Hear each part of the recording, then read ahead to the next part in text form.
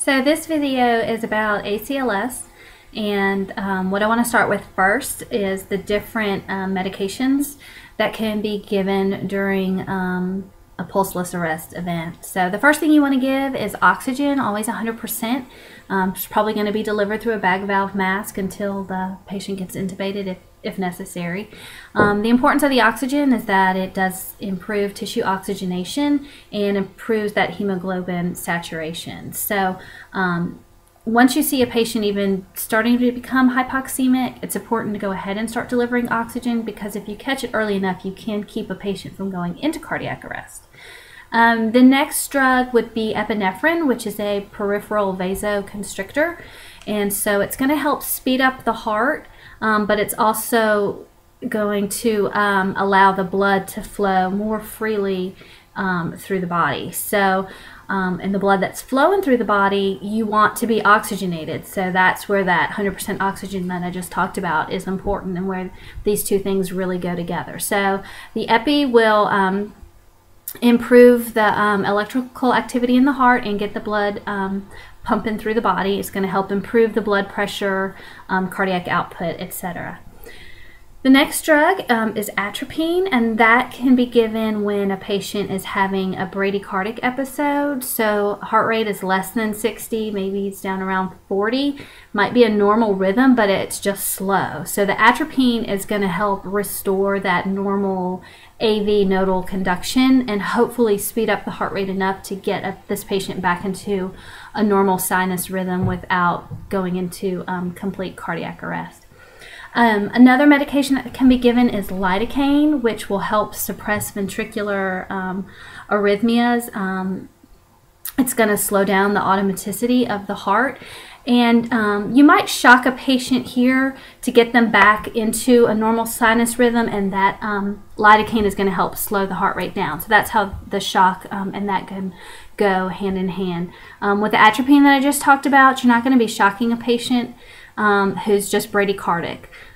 It's not necessary at that point, so there's no relevance with the shock there. With adenosine, you're going to give that during a supraventricular tachycardia. It's going to terminate an arrhythmia where the AV node is firing too rapidly.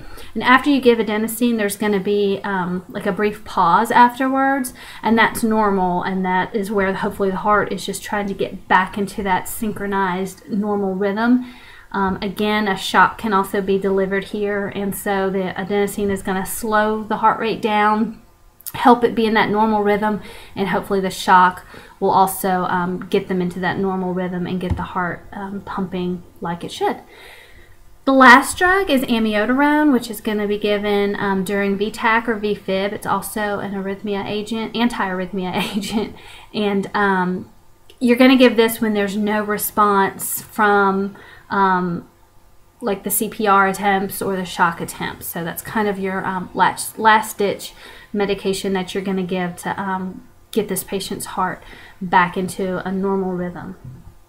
So to talk a little bit about defibrillation, what that does is it's a shock that is that temporarily depolarizes an irregular heartbeat, and that pause that's created allows the heart to kind of say, okay, wait a minute, let me take a break.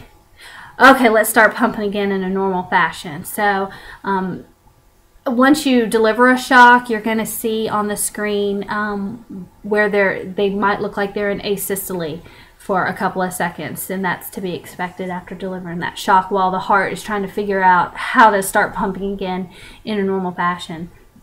So defibrillation is typically used on ventricular fibrillation, and cardioversion is going to be used on things like AFib, atrial flutter, or VTAC. So you're not going to ever use either one on asystole, because basically there's no rhythm there to convert or to shock. There's no rhythm at all. So do not use it on asystole. Shocks are given in what's called joules, which is just a fancy term for the total amount of energy delivered. And there's two types. There's monophasic and biphasic. Monophasic is where the electrical current is going to go through the heart one time from one pad to the other pad. Biphasic is where the electrical current is going to go from pad 1 to pad 2, then back to pad 1 again. So that current is going to go through the heart twice. Here in the United States, we use monophasic most of the time, and because it's only going through the heart once, it's going to normally be a higher amount than if it's biphasic, because it's only going to get that one pass through the heart instead of the two. So different arrhythmias do require different amounts of delivered shock. You don't want to over deliver an amount that's excessive, because that can cause damage, but you want it to be high enough to terminate the arrhythmia. So you know, it's important to understand what heart rhythm the patient is in and what amount of joules should be delivered to terminate that rhythm. So you want to put one pad on the upper right chest. The second pad is going to be on the left side, like mid-axillary line area.